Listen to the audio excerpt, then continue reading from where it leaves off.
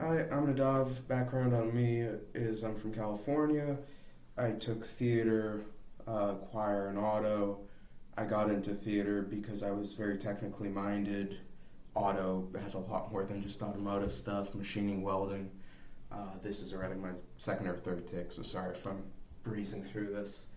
So, the basic concept that I'm trying to explain here is how to make backdrops that change as if you had flies, but without a fly loft. So you basically get the benefit of being able to put in different flies, different flats, pardon the terminology, without a fly loft.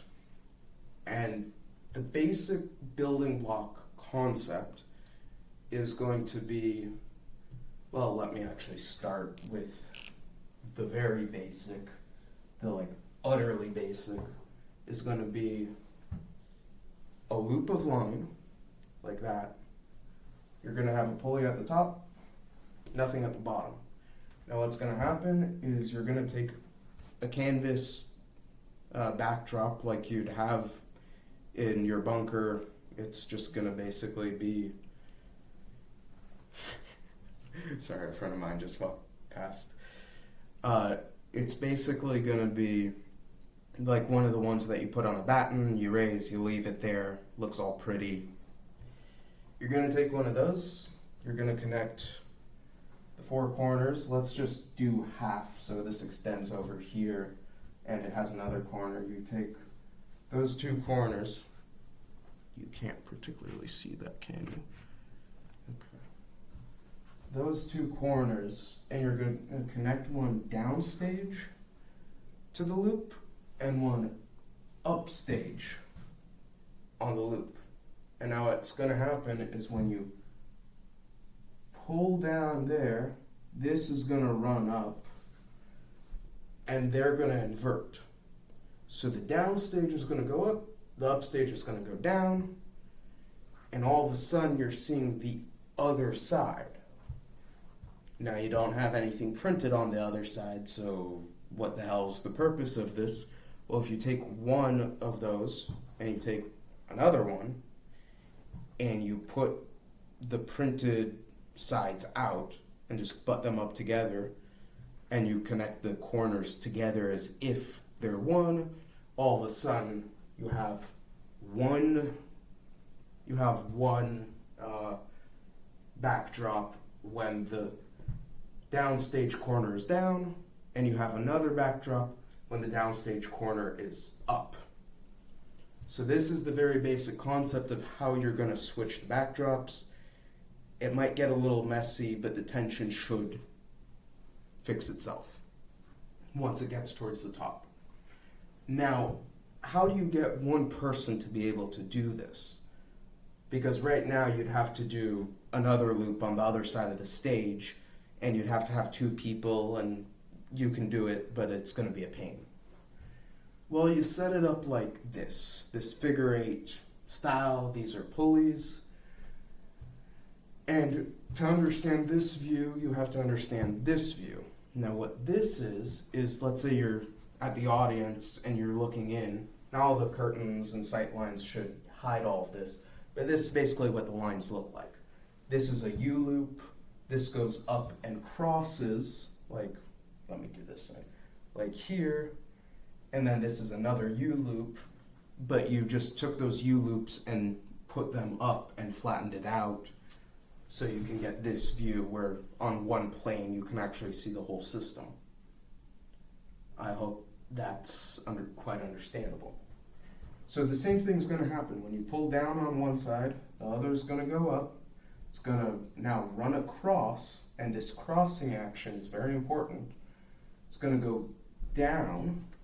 Remember, opposite directions on these U's are actually the same direction. And then this is going to go back up. And then it'll go across again. So that's going down, that's going down. So the downstage corner is both going down. And then the upstage corner, they're both going up. And then the crossing just allows this to happen. So this is the very basic concept of how to get one of these to flip over. Now, if that's all you need, perfectly fine, wonderful. And this is fairly simple to implement. These pulleys just need to be attached to something, whether it be a catwalk, a lighting batten, something else. Just make sure it's structurally sound. If you're at a school especially, do all the liability work. It's a pain in the butt, but you don't want the ceiling coming crashing down on you. Shouldn't be too difficult getting somebody to look at the plans and say, yeah, you can put it here, you can't put it there, but you just got to make sure to do your due diligence. So I hope this is quite understandable. Now, what happens if you want, let's say, 3 or 4 of these backdrops?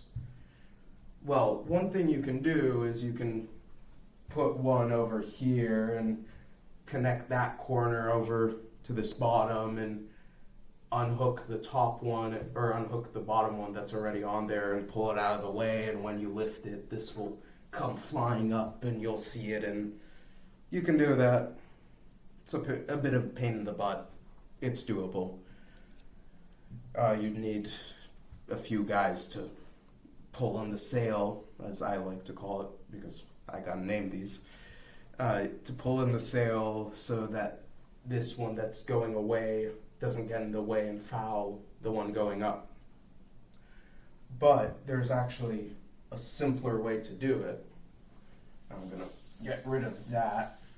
I'm going to leave these because this is the view that I'm gonna keep drawing, and then this is the basic concept. It's just gonna be modifications on this. So what you can do is you can do a double U, right? 2 U's. So you have a U and a U, like that, but you'll put a pulley over there and you'll connect it. So these actually act as if one U, but they'll move in the same manner. So the downstage line is going to move in the same direction as this other. The downstage line of the downstage U is going to move in the same direction as the downstage line of the upstage U, if that makes sense. And then the upstage line of the downstage U is going to move in the same direction as the upstage line. The upstage U, let's just number these for ease, 3, 4. So 1 and 3 and 2 and 4 are going to move in the same direction. If you want to logic it, this one goes down, that one goes up, then it goes around, and that goes down, that goes up. Right? 1, 3, 2, 4. Those work in the same direction. Now you're just going to do the same crossing action and mirror this on the other side, and that's going to be your setup. Now, how do you actually change the flies, the sails, whatever you'd like to call them? How do you actually take the one that's sitting and just alternating back and forth upstage, hidden by the downstage one, which is also just going back and forth and alternating? How do you take this one back here and move it up here? Well, and I'm going to erase this because I need the board space. Well, it's not all too difficult. Now, one thing you have to remember is you're not restraining the bottom of the U's. So that will allow the geometry to work a lot better. It'll give flexibility and stuff can move. So just imagine 2 U's again. They're just going to move same direction. 1, 2, 3, 4, 1 and 3, 2 and 4, same thing. Now you have 2 flies, 2 sails, and they're just alternating like this. Right? They're both slanted in the same direction. Now you're going to take the corner on line number 1 and you're going to move it to line number 3. And you're going to move line number 3 to line number 1. And what this will actually do is that after fly, that after the back one is going to go under, because 4 is going to go down and 1 is going to go up. So it'll, instead of doing this on one line, it'll go under like that. And now, like this, 1 and 2, you take 1 and you put it onto 3. Let me do it this way. So it'll rotate like that in itself, right? This one is going like that one's going like that.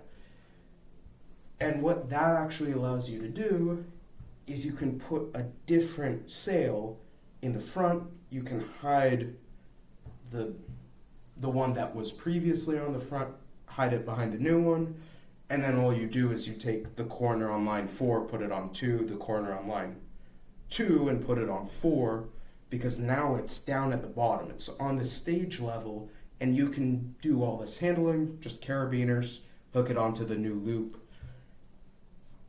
I hope that's understandable. My friend Jonathan is here helping me to see if I can explain it well.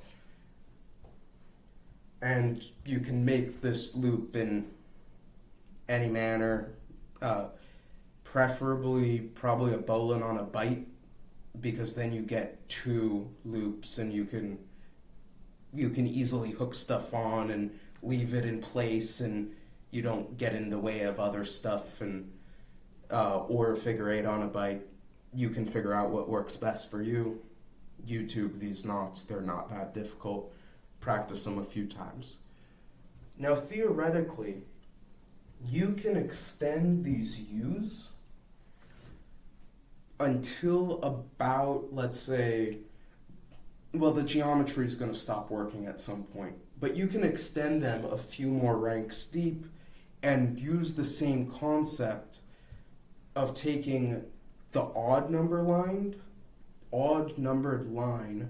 and putting it on 1, and taking 1 and putting it on that odd number, and then you flip them, and then you take the even number line and put it on 2, and 2 on the even numbered line, and they will always stay in the correct orientation.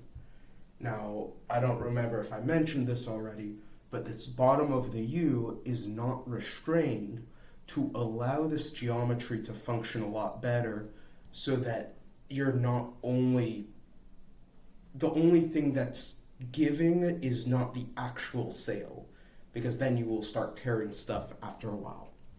So you can just continue this indefinitely, and it'll just be like, let's say you want 3, right? Pull it there, you do the crosses, and then you do 3 again, and you can just do that however many times you'd like. So that's the fundamental concept. That's how you actually do it. Now, when I'm talking about line, I'm talking about like basic sailing line.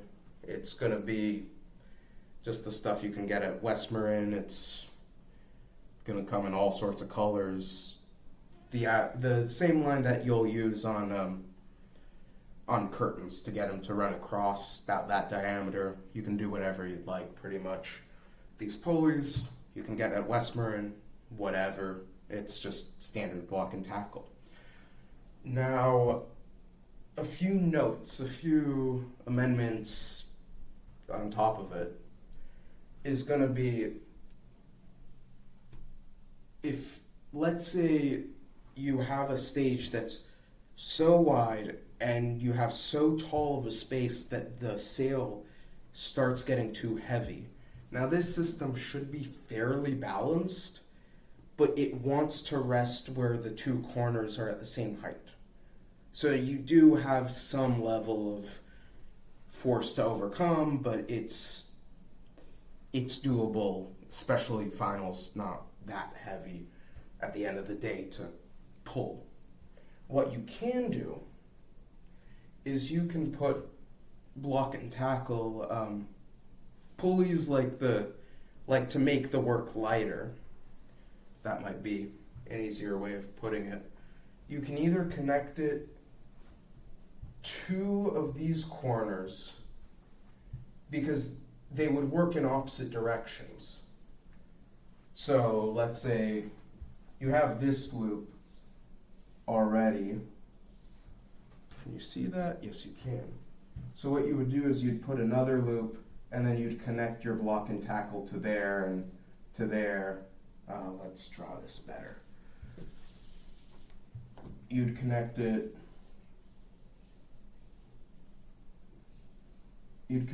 there and connect it there, and so you're going to pull down on this side and it'll run through pulleys, and you'll have to pull a lot, but the work will get lighter, and you can pull on this side and it'll do the same thing in the other direction.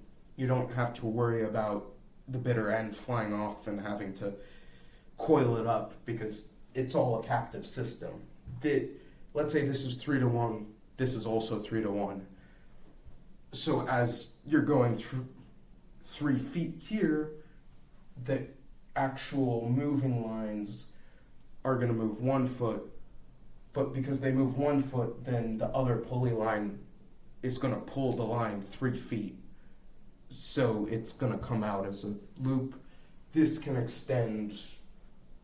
It just works for everything. It's just on the crosses. Or if, let's say, and I launched the eraser to the other side of the room. Or let's say because of structural limitations, you can't actually do it all on one side. What you'll do is you'll have the loop for the control there, it'll connect there, it'll run across, and then, so that's going that way, so it has to connect over. And you can actually do this up and over, it's not the end of the world. It'll run across and then it'll connect on the opposite side so they actually work.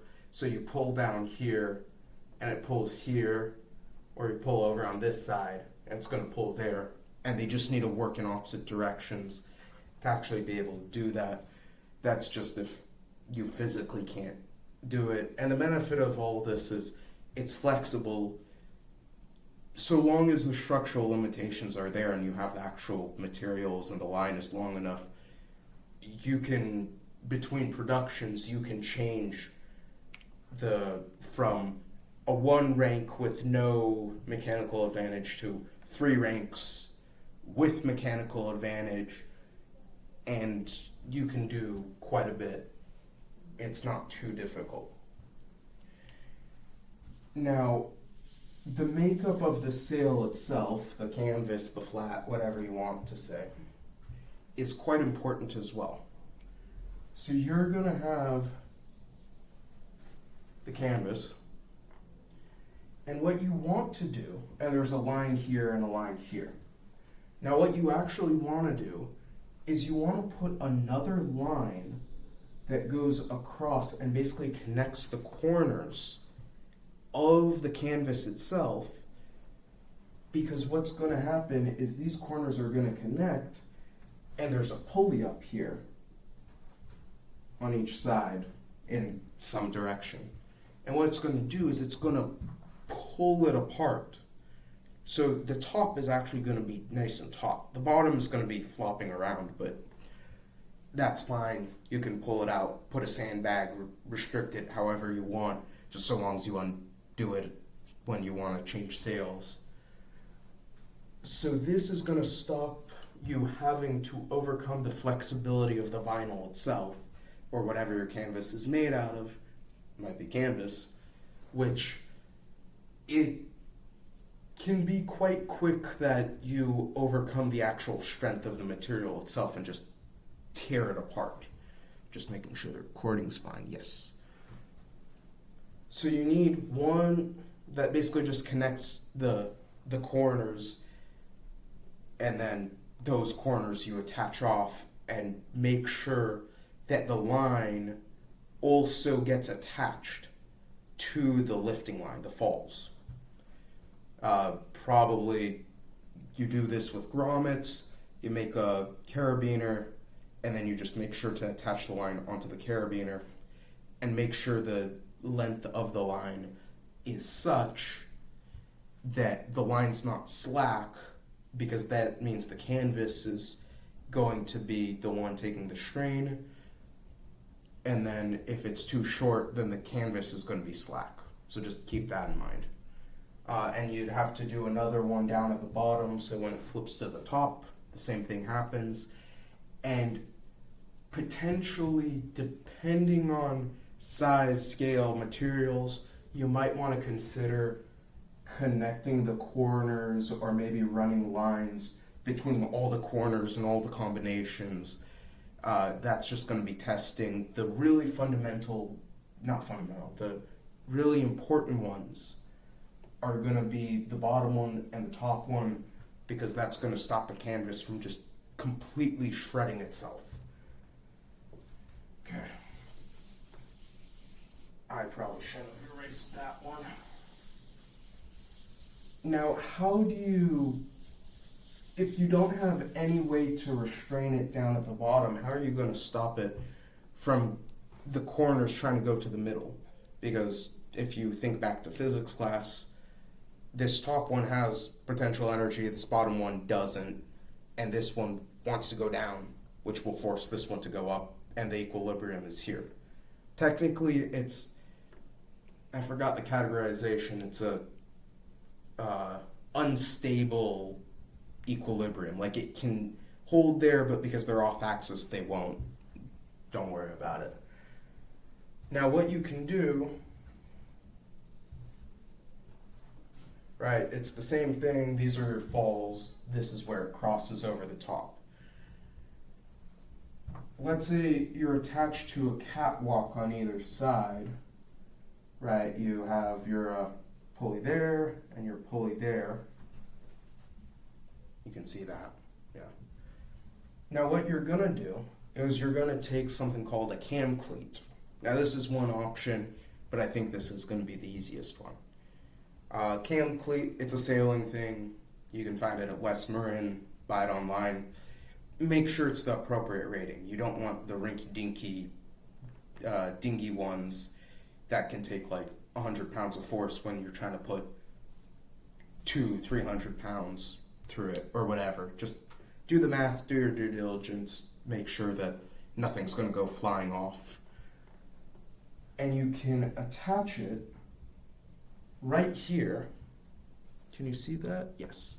Right there on the one side, on the side that you're going to be operating on. Most theaters are going to have a side everybody, actually, not necessarily all, but the one back in my high school has one wing where everybody congregates because it's easily connected to the green room, one that's no man's land. Nobody likes hanging out there.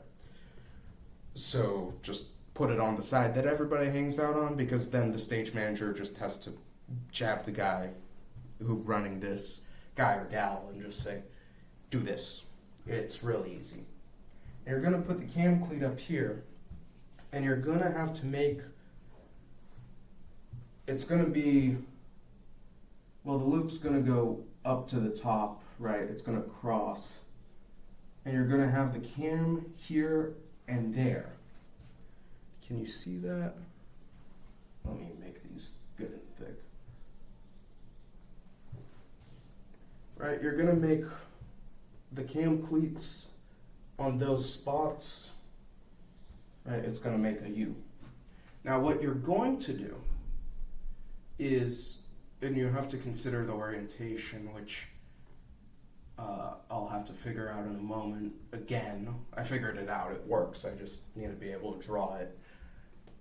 And what you're basically going to do is, when you get it up to wherever you need to go, you just pop it into the one cam cleat, you pop it into the other cleat, and all of a sudden it can't move. It's restrained. Now I'm going to pause the recording and be able to draw out the actual directions that cam cleats have to be oriented in. Okay, I'm back. Now what you're gonna have to do, preferably, I think it'll work either way, but one's gonna be a lot easier, one's gonna be a lot better. You're going to have it that the running direction of the cams are both down. So what's going to happen is as you're pulling, let's say you're pulling down on this side, so that side's going up, you're pulling. As you get towards the top, you're going to pop it in and you're going to give it a good tug so it's nice and snug. Now, it's going to stop the sail from going down. It's going to stop it from because you're pulling down, it's not going to allow it to go back up. Cam cleats are directional. They look like two cams, basically, kind of two pies. And when it goes one way, it can run through, and when it tries to pull the other way, they'll jam shut. So it does matter which direction you install them in. And this is drawn in the correct orientation. There's a little hinge there and a little hinge there, and there's springs. And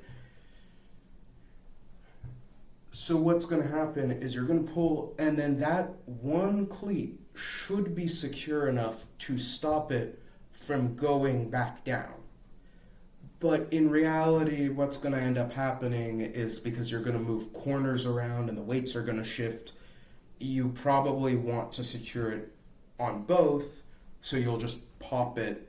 You'll pop the other one that went up, and you'll kind of give it a good tug down so that it'll pop into the cleat as well, and then it's restrained and the sail actually can't move. It just, there's no direction, no force that can actually get it to move one way or the other. It's completely restrained at that point. Now, theoretically, you can do this on one loop if you have like a W or a triple U or whatever. In reality, I would probably put one on every single fall, because what's going to end up happening is every guy that runs this is going to, if he's doing a sail change, he wants to stand over here and do it this way. And if he's doing this, he wants to stand over here, and it'll just be easier, it'll give more options. And also, worst case scenario, to make it really secure, you just pull all of them and you secure all of them. But you only have to do this on the one side. If you have the mechanical advantage, do it on the mechanical advantage. You don't have to do it on the other ones, but you can do it on the other ones. And I believe that this is just about everything. Now, what I'm going to do is I'm going to put up my email address. Please don't sell it to scammers. And if you have any questions, any help you want with this, anything I didn't do clearly, shoot me an email. Make sure the subject line has something to do with flies and theater so I can actually see it. And I'll try to get back to you in a timely manner. I am at school right now, so it might be a little while if I'm studying for finals, but I'll try to be as helpful as possible. I'm going to pause this and write it up. You don't want to see me writing. Okay, so I had to write it backwards because it's flipped in the camera, so good thing I paused the recording. So it's nadavmeiri@outlook.com. I don't think that emails are case sensitive, but it's all lowercase.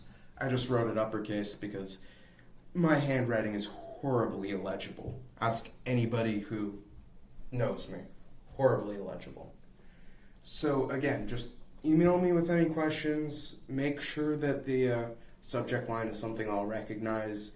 So if it's in my spam folder or if it's just in my inbox, I get a lot of newsletters and crap, so I'll actually know that I need to respond to it soon, hopefully. I hope I explained myself well. Taking stuff from your mind, putting it on page, not the easiest thing in the world. So anything I need to clarify, just email me. I'll give my phone number in the email if it's easier to call or Zoom or whatever. But again, the big thing before you do anything, the big thing to do is make sure that the structure of sound, you're hooking onto the right things, because liability, especially in a school setting, is a thing. It is a concern. You guys assume all the liability for hooking on to, oh, that was just drywall, it fell and hit somebody in the head. That's all you guys. So, shouldn't be a big issue. Just do your due diligence. You should anyways, just because it's a safety concern. But yeah, I believe that's it. Thanks for listening to my ramblings. Thanks to Jonathan for sitting here for well double the length of this video of me futzing with the technology and the figuring out how to write things out and writing stuff backwards, and helping me figure out a good way to explain this. And I hope that this is helpful. I really do believe that the flexibility, ease, lack of cost afforded by the system actually makes it a very useful tool to have in your toolbox as a small theater, or even not a small theater, but a theater without a Fly-Loft. Now, it might take a little while for you to get enough of these backdrops in your bunker that you don't have to rent them or go to that high school 30 minutes away and borrow this and hobble stuff together. But eventually, it's going to be a very useful tool. It's going to be a useful tool right off the bat, but it might be a little bit more hodgepodge at the start, which is fine. I think just the shock factor of, hey, they changed the background super easily. They didn't even do a blackout, like I saw them do it, is going to be good enough.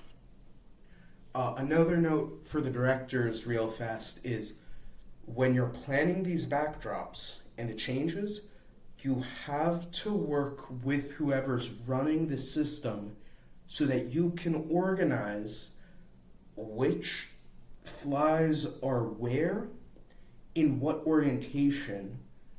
Now, you can figure out tricks of your own on how to change them by like dropping it on the floor and doing this and that, but that's going to take time and you're going to have to do all sorts of crazy stuff. Just plan ahead so that you can actually set everything up so it'll function. Now, benefit of it not being double printed is if you want to change the order, you just pop it off and put it on a different one. But just work with the tech people. Last minute changes, they might take some thinking, and there might be some changes that are just impossible without reshuffling all of the flies around, and then you have to redo all the order. And just take some time, figure it out, sit with whoever's going to actually run the system, and just figure it out. Please, as a guy that was in tech, I know how last minute changes can be crazy. So, again, Nadav Meiri at Outlook.com, NADAVMEIRI. Yes, I know grammar doesn't work there. At Outlook.com. Send me any questions you have. Make sure the subject line is like theater, flies, or whatever. I'll try to get back to you. I'll try to be as helpful as possible. And soon, I hope to have a physical mock-up that I can film, and eventually a full-scale, proper design that I can show you with real line and real sails and all that, instead of bed sheets and hooking up to the ceiling and whatever craziness I'll come up with. Well, thank you for listening to 35 minutes of me rambling. I did not intend to go this long. I hope you have a great day, and I hope this helped. Thank you very much.